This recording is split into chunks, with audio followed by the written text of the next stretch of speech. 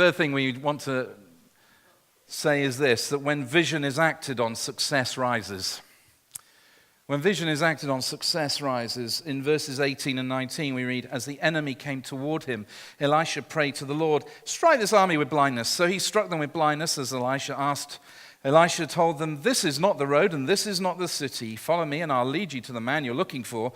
And he led them to Samaria. Now, when I read this, I'm sorry, but I grew up in the Star Wars generation. There is a scene in Star Wars where Obi-Wan Kenobi fools some stormtroopers and says, these are not the droids you are looking for.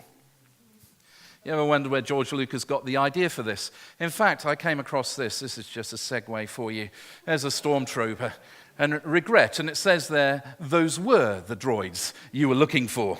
You do wonder about this Iranian army, who when they eventually discover what's happened to them and when they get back, that they just hold their hands in shame and say, I was there, it was in my grasp. You see, we need to understand that when our vision is acted on, success will rise. You see, our text does not say that they were literally blind. You say, well, the text reads that they were blind. Elisha said, won't you blind them? And they were blind. The only other time that this Hebrew word for blindness is used is in Genesis chapter 19, where they wanted to keep the guests of the house safe from those who wanted to perform nasty sexual acts on them. You can read that. I love the Bible. It's a gritty book. It's full of truth, but it's also full of human action. Somebody said to me a while ago that actually, the Bible approves of all those kind of things because it's in there. I said it's not in there because it approves of it. It's just telling us how bad we are. It doesn't mean to say that God approves of this kind of thing, because some of the Bible is history, and we understand that.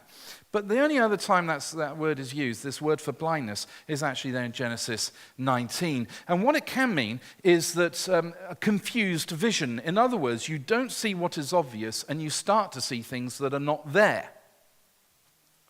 And if they meant physical blindness, then the writer could have used that just word. They were physically blind, but they weren't, because if they were physically blind, that whole army would have panicked right there, wouldn't they? You would have read, well, they started going around everywhere, and you see these nice Christian posters sometimes with Elisha leading all these blind army along. They could see, they just didn't see. They could perceive, but they just didn't perceive. And so sometimes we end up like them. I can wait. Sometimes we don't see what is there, and sometimes we see something that isn't there.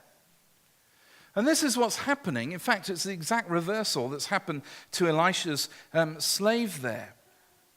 See, what Elisha's able to do is to fool them, to flummox them. And he's asked God, blind them, so they go with him. These are not the people you're looking for. You're in the wrong place, but let me take you there. You see, if it had all ended there, if the army had seen, this earthly army had seen the heavenly army, they would have just run off. And some of us are thinking, well, Lord, why don't you just reveal your heavenly army over my situation in a prophetic sense? Can't you just do that? And the problem runs away. But the thing is, my friends, if we're to say that we're a people of vision and not just sight, if we're to say we're a people of faith and not just sight, then we have to walk through life that way. And if God intervenes and delivers us from every situation, then we don't build up a faith that has a track record of God sustaining us. For if we don't believe that God can sustain us, we'll always ask him to deliver us. Now, sometimes he does deliver us, but most of the time he seems to sustain us as well. Why? Because we need to know he's a friend that sticks closer than a brother. We need to understand that he's with us every step of the way, and that will change our perception, because then we begin to understand that whatever I'm going through, the army of the Lord is surrounding me. What looked like a failure now becomes a success story because of heavenly sight. It becomes a success story because Elisha was able to share his revelation and perception with someone else, and they walked together leading this hostile army, which at any moment, if it were revealed who they were, that they would be slaughtered, they would be killed, they would be done away with. You see, for some of us in Christian life, success has become a pithy word. It's become something that actually we shy away from. We don't like the idea of successful Christians. I think successful Christians are a blessing to the world. I think successful Christians are a blessing to their family. And this isn't just about worldly wealth and all that kind of thing. I want to be a successful husband. You should have said amen at least. Oh, you said you are. They all looked at me and going, no, no chance, Keith. No, never going to happen. Now, tomorrow we've been married 24 years. Yeah, I know. I'm taking the day off. Don't clap. That's still honeymoon. Some of you have been married 60 years. When I make 60 years of marriage, I might think I've got something worthwhile to say about marriage. Why? Come on. Those of you who've been married, some of you going, 24 years? I'm only 10. You know, for some that's a lifetime, but 24 years. But I want to be a successful husband. I want to be a successful father. I'm sure that the men here, if you're married, you want to be a successful husband. You want to be a successful father. But actually, of course we do.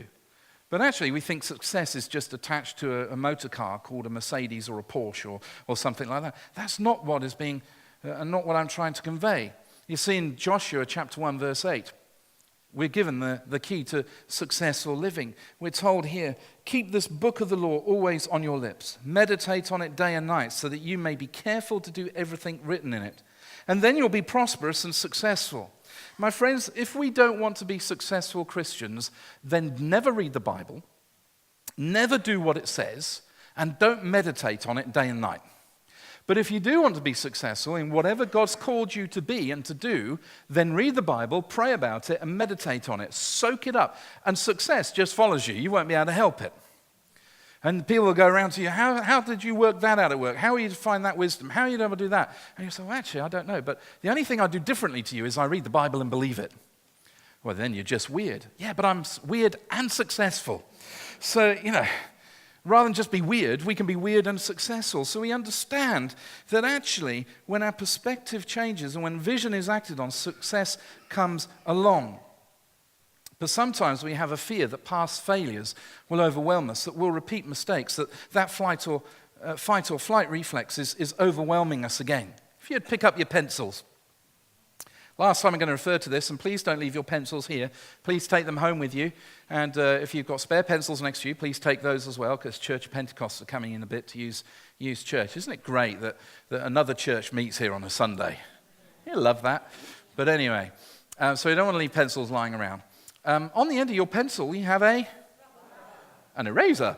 And you have one of these eraser objects, and they're great. That there's just a picture of grace built into the life of our pencil there.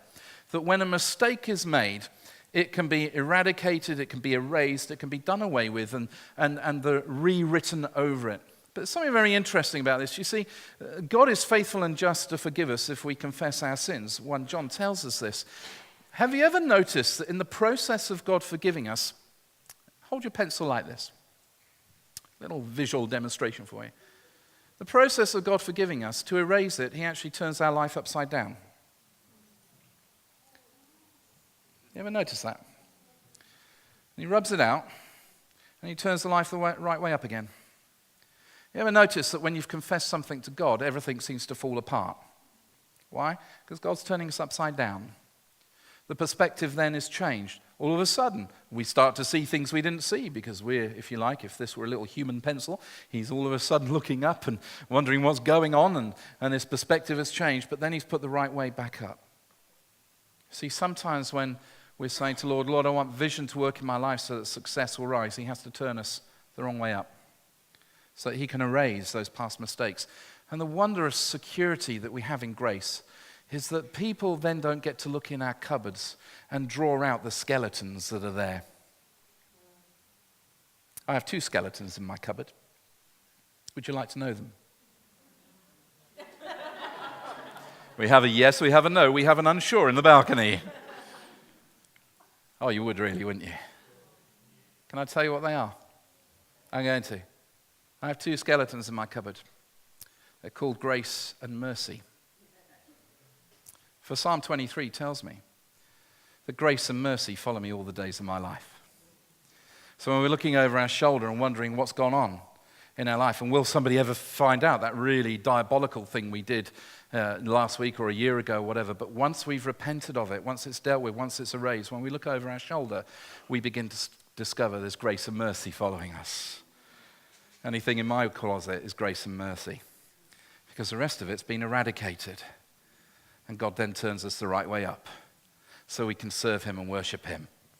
Who would have thought that a simple pencil would change our perspective so much. Won't you take those home with you? You can use them. Barbie's planning to use hers on Sudoku. But you can use them if you want. But every time you look at this, I want you to remember that heaven's perspective is different. Our life is different because of Christ.